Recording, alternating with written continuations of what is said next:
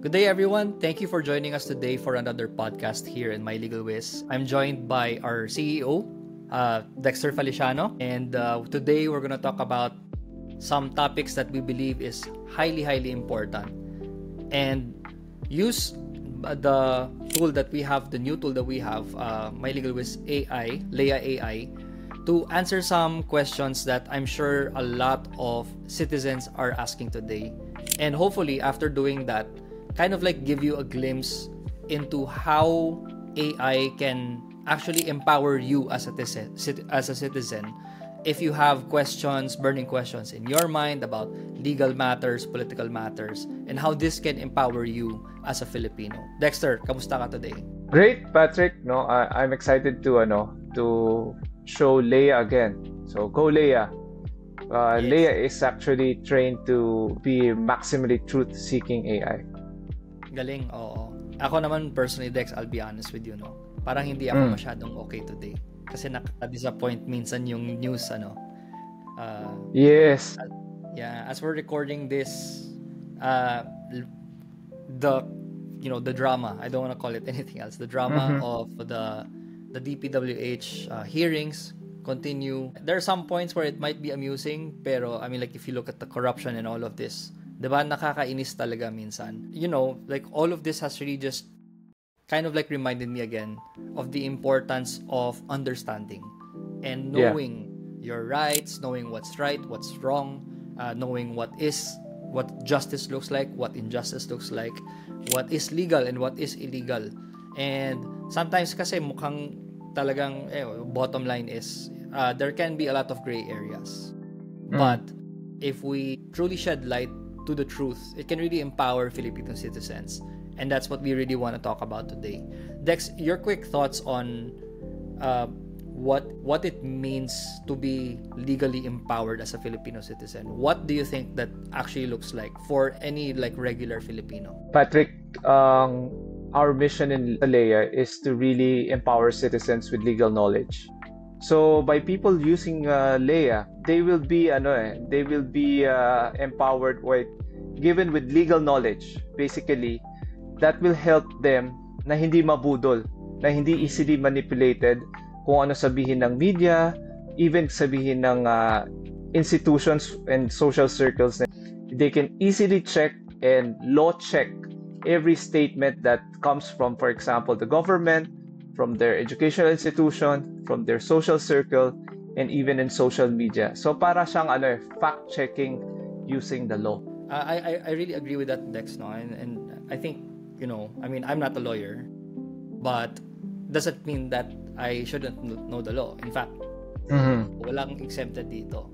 Whether you're a lawyer, not a lawyer, whether you're an entrepreneur, you're an employee, you need to know the law.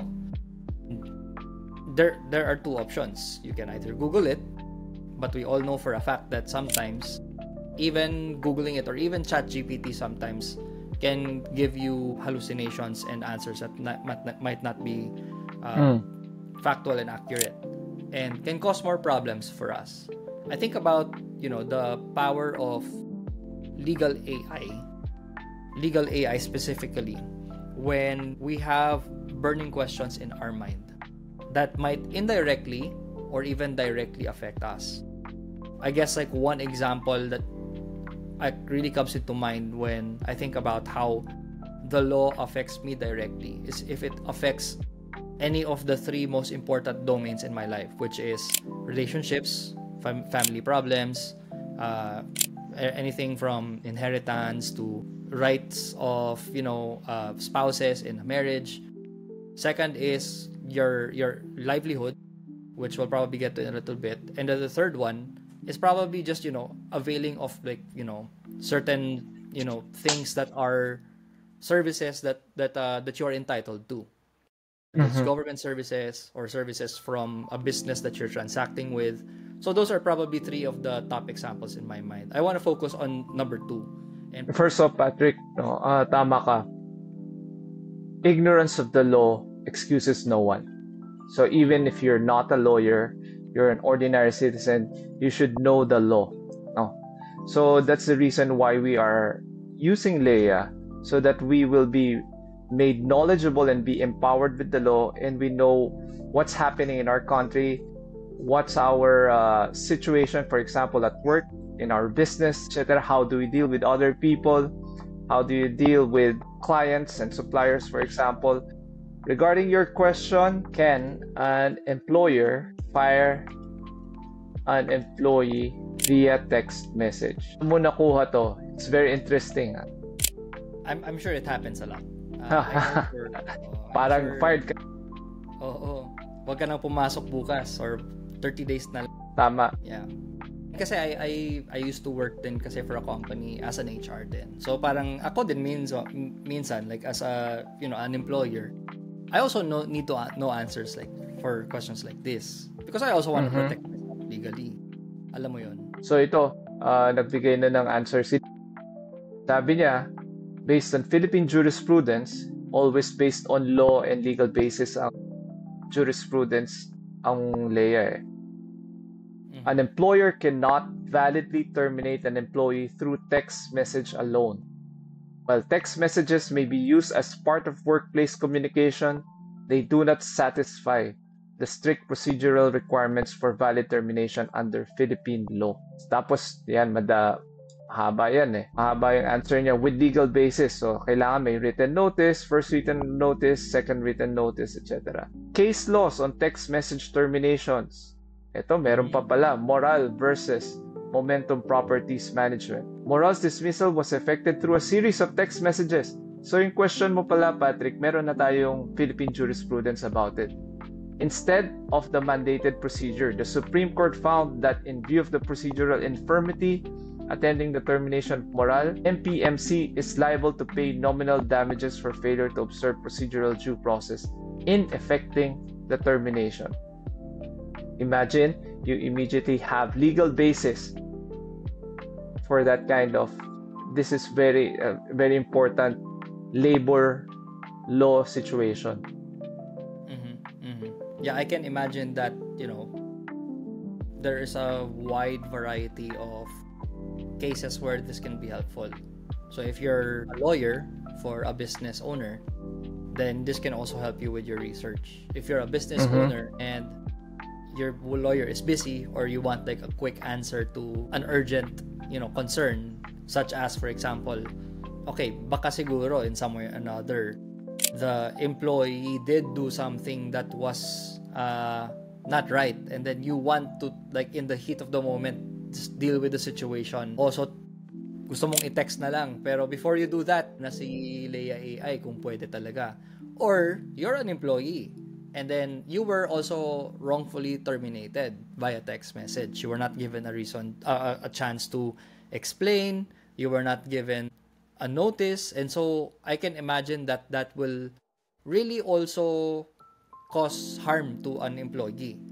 More so if the employee did not deserve to be removed kasi nga hindi siya binigyan ng opportunity to justify or explain.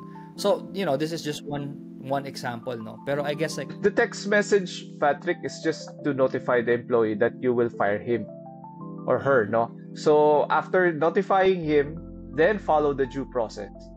Yes. So sabihin mo, okay, sisante ka na bukas ha, pero sige, may 30 days ka, magbibigay ako ng written notice, etc. At least you just notified the but text messages alone is not the proper way to do it. Right. That's good to know, no? And I'm quite sure that a lot of business owners, employers, even department heads probably might not know this. And so once again, like that really strengthens the case for understanding why understanding of the law is important. So let's move to something a bit more init, no? Yes. Diba? I mean, again, going back to what I said earlier, no, there has been a lot of political issues surrounding corruption, using flood control project funds for personal use. And so I'm sure a lot of people, diba? I mean, they're reacting in a very emotional way. And of course, for a good reason. I mean, I understand that it can be quite disappointing. It can be frustrating, even Frustrating. aggravating to see things like this. Ang nakikita ko talaga ngayon yung mga ordinaryong tao, they want to voice out their frustrations, nagagalit, yung iba, combination, nagagalit na iiyak. Pero kaya nga nandito nga tayo, Patrick, no, para suportahan sila. Correct. Yeah, and that all starts with knowing what is right. And yes. I mean, like, if you look at a situation like this, like, I don't know, maybe it's just me, pero in some way or another, parang there are also some instances where I've interacted with people where the question in our mind is, pwede ba yun? Mali ba yun? Diba? And just knowing what's right is starting point. It's not the entire solution, but it is a very strong starting point. It gives you a sense of, no, I can fight for my rights if this is the case. I can stand up and say, this is not right. I can voice my concerns. Maybe if you do have certain access to, political powers, and then you can speak to power, that's great. If not, then at least you know. And that is still very empowering to have. And so may boses pa rin tayo, Patrick, no? Kailangan gamitin natin yung freedom of speech natin. That is very powerful for ordinary citizens. It has to be guided. Kasi kung hindi guided, yes, guided by the law. Oo, pero kung mali-mali pala yung rant na, A, nothing will happen because mali tayo. B, we can actually get into more trouble if we rant we say the wrong things. Legal live. Yes. Oh, again, it really helps to know. And I mean, that's the reason why we created a cost-effective solution for that. Kasi mahirap din naman if you have to go to a lawyer to ask every single time. Alam mo, meron ding hassle yan sa mga lawyers and mga kaibigan natin na lawyer kasi tatanong natin pero busy din sila. So small questions like this. At saka simple lang minsan. But sometimes it's just a political question. Right. A legal question with a political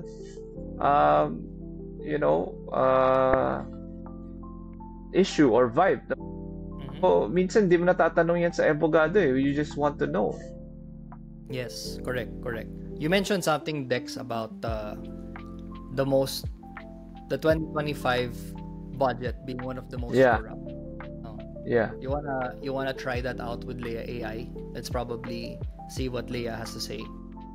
Yeah, it was Senator Ping Lacson and former Senator Franklin Diron are the ones who said that, and also previously Congressman Ungab and attorney, who's that lawyer again? There's another lawyer who said that the GAA, General Appropriations Act, which is the national budget of 2025, was the most corrupt budget in history. Kung ikaw yung citizen, you want to know, bakit ba corrupt yung budget na 2025? Now you can use Leia. Diba? Once you signed up and then you ask Leia, considered the most corrupt budget, ang budget of 2025. So just for you to be informed, calculate niya yan, no? With My Legal Wiz kasi, i-check niya muna kung meron sa My Legal Wiz database. Kung wala, i-check niya yung internet for the information. So, ito. Yeah, and while waiting for the answer, Dex, I think a very important point has to be made about AI and hallucinations. We talked about this in one of our previous episodes then. One of the challenges din kasi of using large language models, which are examples of ChatGPT, Gemini, is because if it primarily pulls information from the internet, there's a certain level of harm, and this harm specifically from this information then. Kasi sobrang wide yung niya. Sobrang wide para kahit sino, anong website pwede mong kunan ng data. Sige, let's see what Leia has to say about the national budget of 2025. So ito, ang ganda ng sinabi niya dito. Narito ang mga pangunahing issue kung bakit tinawag na most corrupt budget ang 2025 national budget ng Pilipinas. Number 1, pork barrel allocations. Ayon sa public finance analyst Nadine Suzara, 15.4% ang 11.937 trillion program appropriations mula 2023 to 2025 ay pork barrel or so project, no? Tinawag pa niya ang 2025 budget na 6.326 trillion bilang most corrupt and excessively greedy budget to date. Ito, flood control scandal. So lahat po ng alam natin ito. Yep, there you go. May scandal. Senator Ping Lacson mismo, sabi niya hanggang kalahati ng 2 trillion allocated para sa flood control sa loob ng 15 taon ay posibleng nawala sa korupsyon. Budget insertions, congressional pork barrel. Imagine, Patrick. No, Yeah. marami tayong mga kababayan na hindi alam ito. Alam nang nila yung flood control Pero marami pa pong iba. Yes. Or, I mean, again, no, and this is to drive the point even more. Even more dangerous is the fact that minsan misguided. There's again, social media. Yung mahirap kasi minsan, no? I mean, like, it's great that we have tools like this to inform us. Pero, once again, and this is the reason why we're creating a podcast like this, for really awareness, no? Kasi, many times, we turn to sources like social media, mainstream media, which can be distorted from, it's very misleading. And so if you have like a resource like this, it can really help you to understand more. And maganda kasi ito Tagalog, so hindi kailangan Exactly. So I guess the point I also want to make, Dex, no, is looking at issues like this, it should really create a sense of, number one, disgust amongst us Filipinos na ito yung nangyayari. And it's so good that we now are seeing this being exposed. I mean, totoo, masakit naman talaga to see the truth. Pero as the saying goes, the truth will set you free. And at least ngayon, lumalabas na yung totoo. And so it should make us feel disgusted. Secondly, it should really make us angry to the point that we want something to change. Take action, yes. And to take action. This is just a starting point. Patrick, to make the citizens informed with the law. Kung ano ba yung sinasabi ng batas. Para hindi sila nag-aalinlangan sa action na gagawin nila. No, it's always based on the law. Kaya nga sabi ko dati, Leo is trained to be maximally truth-seeking legal AI, a bullshit detector. Anti-budol, anti-brainwashing, anti-indoctrination po ang Lea. So, ginawa po natin yung ganyan para matulungan talaga tayong lahat. No? Hindi lang abogado, hindi lang law student, but ordinaryong Pilipino.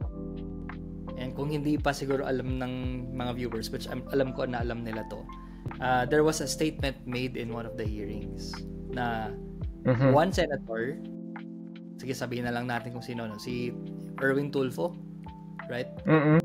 He said, and I mean, yung statement was that we should bend the law for the citizens. Pero to please the people daw. To please the people. Bend the law to please the people. Okay, sige. Sabihin na lang natin, it's coming from the place na we want justice. Pero hindi yun yung paraan eh. Diba? What are your thoughts about that statement?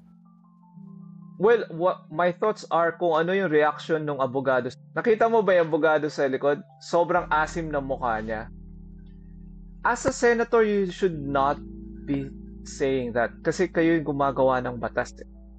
You should follow the law strictly. Precisely because, number one, you are a leader of the land. You are a senator. You make and legislate laws. And then, of course, sinabi mo yon, it has a huge impact to the people. Lang i-bend yung law, ha? So, hindi na namin nakikita na tinutulungan na kami. If you are a citizen, Patrick, and when you have Lea, pwede mong tanong immediately, Lea, tama ba ang sinabi ni Erwin, Senator Erwin Tulfo. Dalawa na kasi, no? Ang senator na Tulfo, no? For now. Sinabi ni Senator Erwin Tulfo, ito pa yung nakakalungkot dahil sinang-ayunan pa ng DOJ sang secretary din ng ayunan ng DOJ Secretary Remulla na pwedeng i-bend ang law to please the people. So, Leia, tama ba ang sinabi ni Senator Erwin Tulfo na sinang-ayunan mismo ng DOJ Secretary Remulla na pwedeng i-bend ang law to please the people? So, as a ordinary citizen, papatanong ka, di mayroon kang may legal wisdom, pwede mong tanungin yan. So, as a lawyer, alam ko na yung sagot, Patrick, no? Number one, we are governed by the rule of law, not of men. May batas. Pag hindi natin sinunod ang batas, wala tayong bansa. We will be a chaotic country. Oo. I need to search, no, on the news. So, sinabi ni Erwin Tulfo to. Legal na perspektibo, ang pahayag na ito ay problematiko at salungat sa rule of law. Ayon sa mga legal principles sa my legal ways, ang prinsipyo is ito, naalala ko to, dura lex sed lex. The law is harsh but it is the law. Ay fundamental sa Philippine jurisprudence tulad ng binanggit sa kaso na ito. Again, you always have citations. That's the difference we have with other LLMs. Sabi niya, the law is harsh but it is the law. Ito ang dapat sundin kahit mahirap. Ayan. Reaksyon sa public. Ang pahayag ay misleading and dangerous for public consumption at suggesting it can be bent is incorrect. Yes. Surprisingly, Senator Padilla tumutol. Sabi niya, kailangan po dumaan tayo sa proseso. Ang ating saligang batas ay malinaw na nagsasabi na may due process. Ito ay importante. Ang sino man ang nasa ibabaw ng batas, lahat mula sa ordinaryong mamamayan hanggang sa pinakamataas na opisyal ay saklaw ng batas.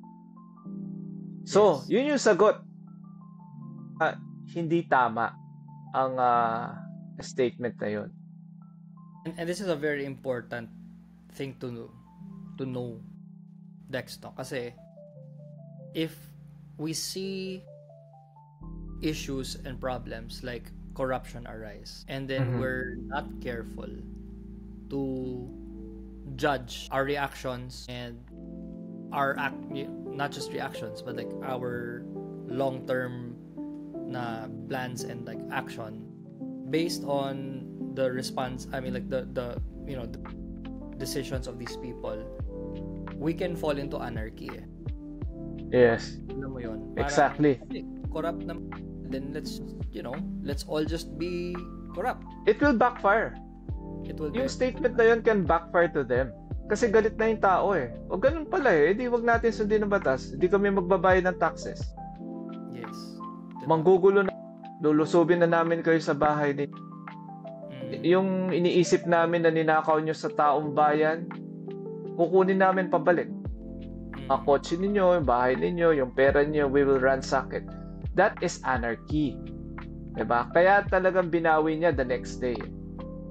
Iyan siya nung siguro abogado sa likod na umasim yung mukha niya, Patrick, nung sinang-ayunan pa ng Department of Justice Secretary Remulla. Sabi ko, ano ba to? This is not a joke, no? It's funny, yes. But if a Department of Justice Secretary can easily say, yes, tama po kayo, Senator Tulfo, that you can bend the law to please the people, delikado tayo. That's why we have something like Leia as a tool to be able to ground and guide us on what is right and legal. Right. And that's really the what we're trying to do here, Dex, diba? We want people to be empowered with knowledge. Kasi kung hindi natin alam, then people in power na alam nila na hindi natin alam will continue to abuse that ignorance. Correct. It's Leia is anti-oppression, anti-abuse also. Yes. Yeah. Whether it's at a national scale or even at a personal scale, like even going back to the example of employers and employees, diba? I think, diba? I mean, like in that case, then you can probably even use Leia. For example, you were fired, terminated through text message, and sinabihan ka, wala nang process to, bukas wag ka nang pumasok. then you can go back to that Leia question, and then you can ask Leia to draft a demand letter.